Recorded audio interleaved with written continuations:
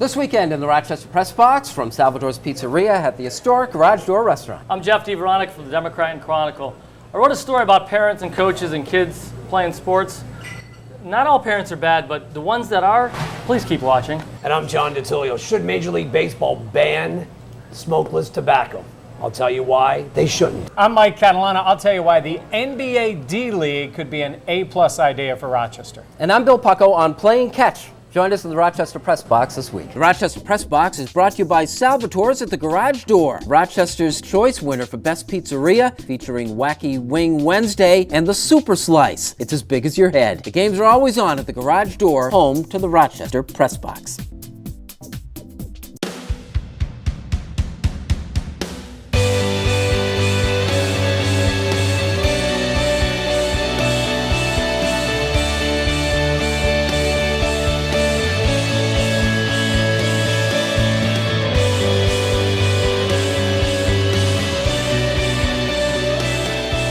Hello everyone and welcome to the Rochester Press Box here from Salvatore's Pizzeria at the historic Garage Door Restaurant. I'm Bill Pucko, joined as always by John DiTullio. Billy, good to be here, buddy. And 13 WHAM News, Mike Catalana. Good to be back. Thanks for sitting in on the host seat last week. Yeah, You it's did a a great tough job. You can handle it. It's all It's yours. really tough. Yeah. And Jeff DeVeronica rejoins us, almost a semi-regular here. Jeff, let's start out. We had the rare opportunity, I think, a sports guy with a big front page splash on Sunday involving an issue I think that is kind of near and dear to all of our hearts, the relationship between parents and coaches and how it seems to be deteriorating. You want to sum it up for us? It's been happening for probably more than a decade where things have changed. You know, back in the 80s when we were young guys playing sports, coaches could motivate differently, could be a little harder on their kids, and that shifted, I think. But now, the story was really about the communication and the dynamic of how much pressure are parents putting on high school coaches, mostly about playing time and the role their kid has on the team.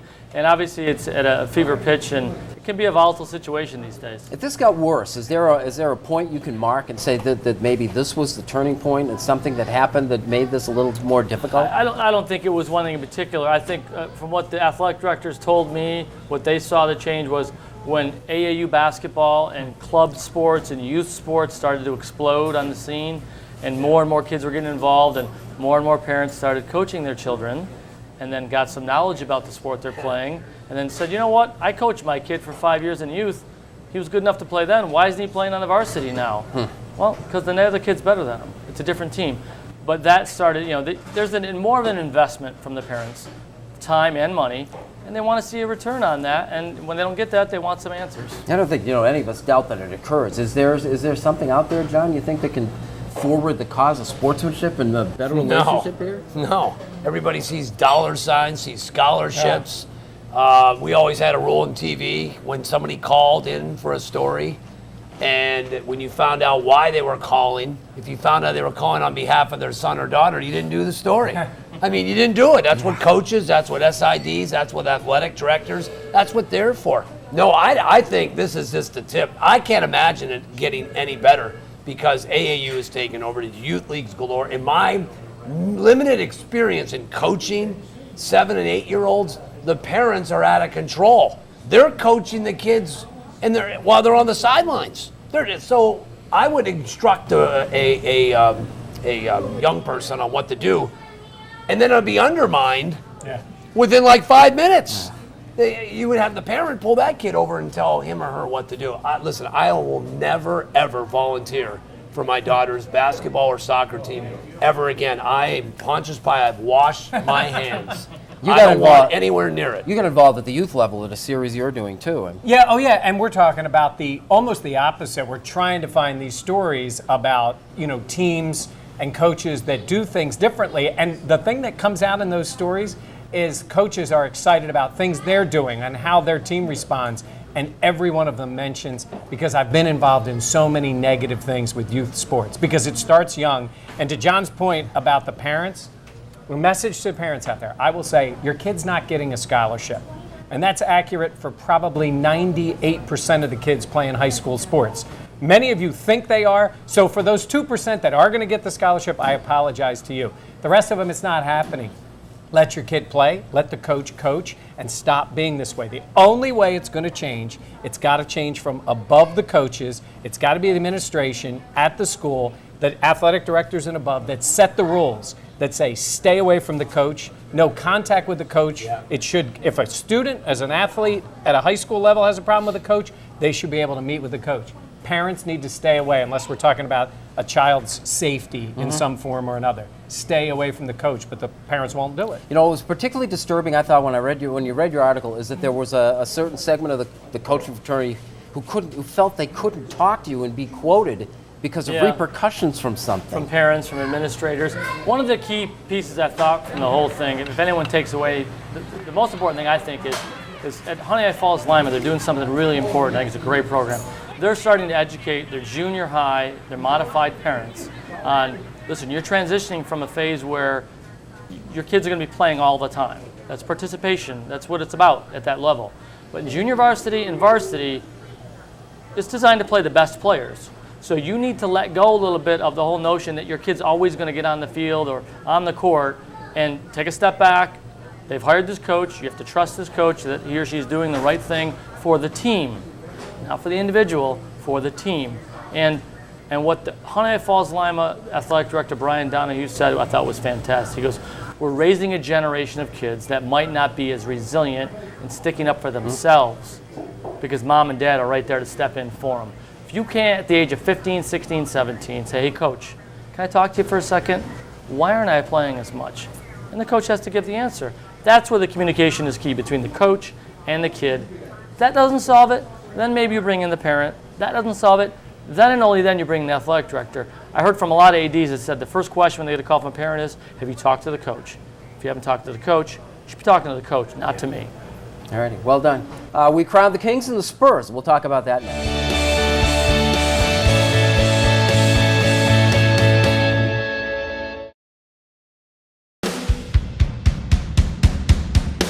Welcome back to the Rochester Press Box. Here we're at Salvatore's Pizzeria, the Garage Door Restaurant in East Irondequoit up on Ridge Road. Drop in if you're checking out we were just talking about sports camps. Some good ones are being run by the Rochester Lancers over the course of the summer. John, we crowned the Kings and the Spurs as champions of the NHL and the NBA this last week.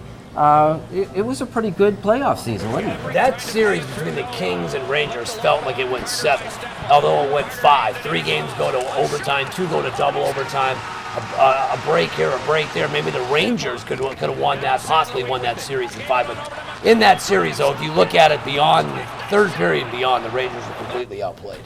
They played well the first 2, but they kind of caved, and you just felt the depth and the strength of the Kings and their size just kind of took over the Rangers. But in the Spurs series, I've never seen a series flip after 2 games. I figured this thing is going to go back and forth. This thing has got 6, if not 7, written all over it.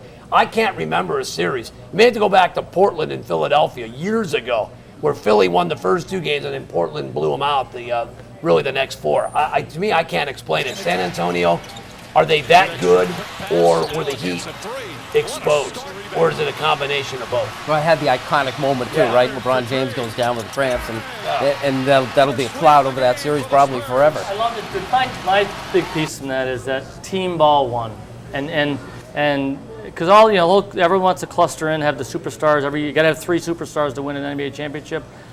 But the guys that know the roles, and 8 guys can beat 3 guys. Yeah. And that's what I thought was beautiful, is that people are realizing that, and this goes back to what we were just talking about, you got to know your role, whether you're on your high school team or an NBA team. You fit your role, you play your role well, collectively we can win this thing. Now that's true, but I would say this, not just any 8 guys. The Spurs have star, great, Hall of Fame caliber players who know how to play in a moment. And the reason they can be unselfish is because when they throw that pass, that guy's knocking down that shot, and they have trust in their teammates. The Spurs are immensely talented, too. It's not like they're just a collection of guys who, all are for the team. You can't sit there and say, we should do that. Right. You better be talented. And when you have Tony Parker and you have Tim Duncan and Ginobili looked like he was 5 years younger on the court, and then you bring in a Kawhi Leonard who knocks down those shots, then I think that team play Just quickly, works. coming right around, what do we do with the Heat? What becomes of the Miami Heat now? I don't think LeBron's staying. I don't think he is. I think he's had the opportunity to say he's staying, and he hasn't said it. So, and I don't think he's waiting for a payday. Let's face it. I think he's gone. He hinted he's not going to take any. He's not going to give Pat Riley a hometown discount. I think he stays this year and then he's gone in 2015. But did they get rid of him before to try to get something in return? Possibly, but I think the big three, their days are over. And I think LeBron either goes back to Cleveland or ends up in Chicago. I'm amazed it fell apart so quickly. Like it or not, when we return.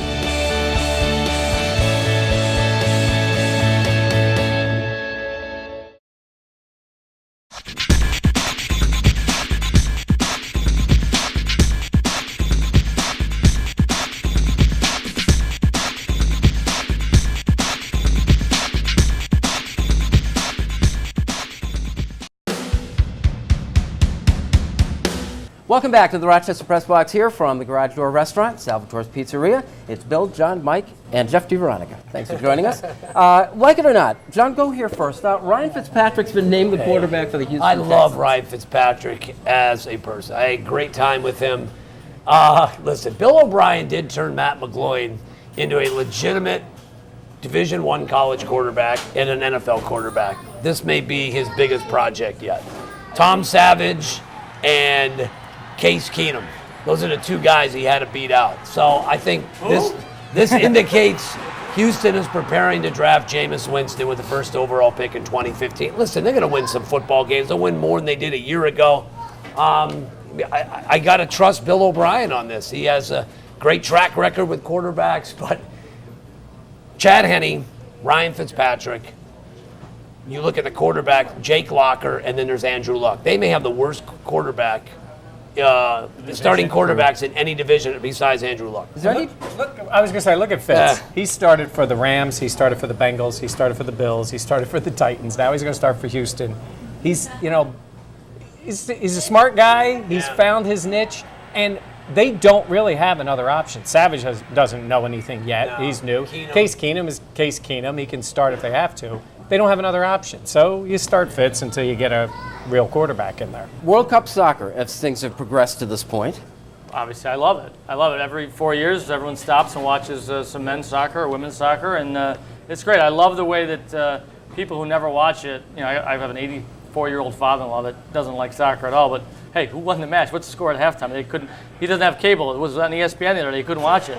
He's asking me, what's the update? Call me at halftime. Let me know how they're doing. Really? And I'm like, that's beautiful. So I want to take him to some place where you can watch it on cable on Sunday night. We keep waiting for this to take off. They always talk about this in World Cup years.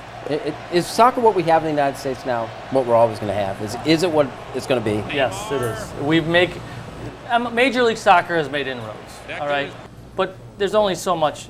There's only so high in the profile it's going to get.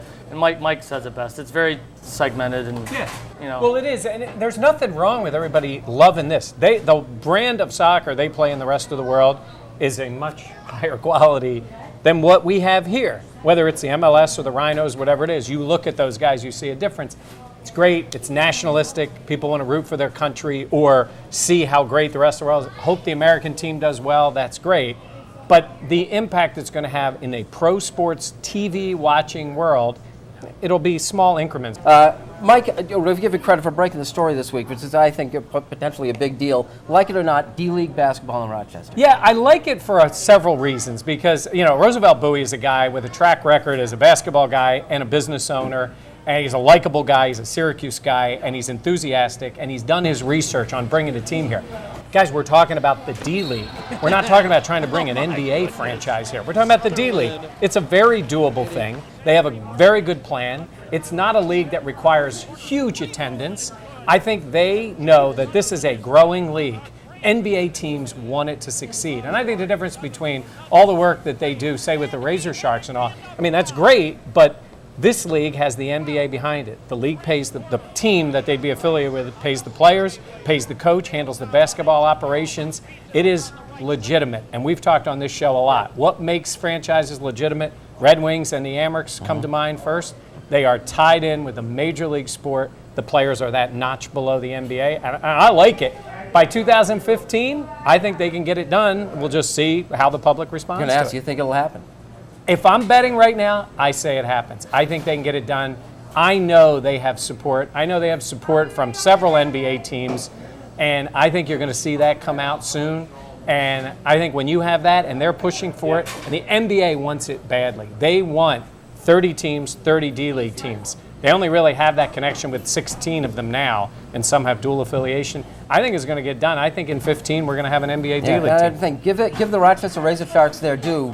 If whether this comes to pass or not, I think they've proven that there's an audience for basketball in Rochester, and there was a large gap in there where we just didn't know. So I think if this actually happens, they help make it happen. Absolutely, because we haven't had that. They've been a good entertainment thing. Their problem has been they're better than the league they play in. They've always been better than the league.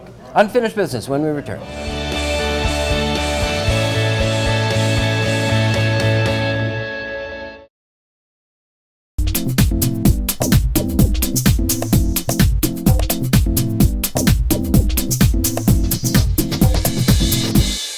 Welcome back to the Rochester Press Box from the historic Garage Door Restaurant. Also, Salvatore's family of food includes 4 locations of Arthur Treacher's there in Irondequoit, Webster, East Rochester, and Avon. Unfinished business, John. Tony Gwynn died this past week, perhaps the greatest hitter I ever saw. His untimely death now has sparked a debate. Should chewing tobacco be banned at the Major League Baseball level? Gwynn claimed that he got cancer because he chewed, although it's medically never been proven.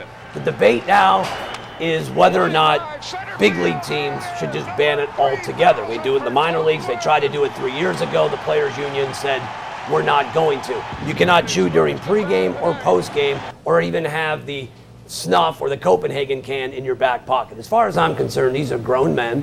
They're not doing anything illegal. If they want to put a thing of Red Man or chew in there between their cheek and gum and chew on it, I don't got a problem with it. Does the parent out there have a problem because their kid is seeing somebody chew? Perhaps. They got to send a message to the kid. But as far as I'm concerned, these are freedoms. These are grown men. They can choose what they want to do. If they want to put chewing tobacco in their mouth that could be harmful to them, then so be it. Who is it for me or any writer or any sports person out there to say, you can't do that? It's personal choice. Let them chew if they want to. I don't got a problem with it. All right. I saw an interesting story with Brett Butler, a guy, a former player. And the big thing with those major league players was it was as much out of habit as anything. Yeah. Many of them talked about in the off season when they're not playing, they don't chew. The minute they hit that field, it's in their mouth. I love Roland Williams. He's been a great spokesperson for our town, a great representative to come out of Rochester, won a Super Bowl ring with the Rams. Great interview, charismatic guy. But $30,000 to evaluate what's going on with the city football situation in our town. $30,000? Lovely. Pick up the phone, give me a call, give James Johnson a call, give any one of those coaches in the city a call. They'll do it for a lot cheaper than that. It's a great idea. Too much money's involved in this. We're talking about city sports. Not only do you need to have the boys and the girls got to be a part of this too, but $30,000 for consulting, too much money. $250,000 for this program, too much money. There's a lot of other needs in our city than that. I love the idea. I love the passion. Let's just trim down the budget on that one just a little bit. We talked a little bit about the Miami Heat and LeBron James and what all that's going on now. And I look at LeBron right now and think he is really at a crossroads in his career. We can really stop using the term big three. They're not a big three anymore. You know, Dwayne Wade was at some point. If you watch the finals, you realize he's not anymore. And Chris Bosh just was brought along for the ride. He's a nice player. He's a good NBA player, sometimes very good, but he's only part of the big three because of the big one. And LeBron James is that big one. He has the hammer right now. He has to decide where is the best place for me to be, who are the best guys to come with him. I think he needs to sit down, have a nice conversation with his buddy, Dwayne Wade, and say, look, Dwayne, it's been a great ride, but you and I got to part ways. And if Wade decides he wants to stay in Miami, I think LeBron leaves. LeBron James has now lost in the NBA Finals with this team, and he lost with the Cavaliers, and people will start to question, as they already have, what level of a player he is. He needs to go to the next place, have the right help with him, and show he's the big number one and get 2 helpers. I don't think it's going to happen in Miami, and I certainly don't think it's going to happen with Bosh and Wade anymore. It's a good experiment, 2 out of 4, but not good enough for his legacy going forward. Yeah, and I can't believe it fell apart for them so quickly. How about the Spurs outlasting the Heat, if you think of it that way, as a franchise, with all the old guys? The Heat are going to break up, the Spurs are still together. Just quickly, I went to the Red Wings game on Father's Day. After the game, they did kind of a cool thing. They invited all the people in the stands to go out onto the field and have a catch. You know, dad, father, son, mother, everybody's out there. The crowd was good, and it just kept getting bigger and bigger, and pretty soon it became something larger than being cool. It was something very unique. You know, we attach, I think, a cultural significance to playing catch more than it probably deserves. And for that, we can probably blame the producers of Field of Dreams. You remember Ray Kinsella, and the whole fantasy was built around the idea that he needed to go back in time and play the game of catch with his father that he hadn't allowed himself to originally. It's one of those things, if you haven't done it in a while, you should try it. It's amazingly satisfying. As a result of the experience, I threw a glove and a ball in the back of my car, and I wanted to have it around just to be ready in case the opportunity presents itself. We record here at the Rochester Press Box at the Garage Door Restaurant every Wednesday afternoon at 12:30. We invite you to come down, say hello to the guys, have a good lunch. The Garage Door is a great place to eat, and it's a tremendous sports bar. John, thank you very much. Billy, good stuff today, buddy. Mike, Jeff, I just see a great-looking guy, and I draw a blank. Jeff, Oh, Ray Romano, I get that all the time. There you go. And I'm a sports writer, too. How about that? Thanks again. We'll have you back. I'm Bill Pucko. Thank you for joining us. We'll see you next week.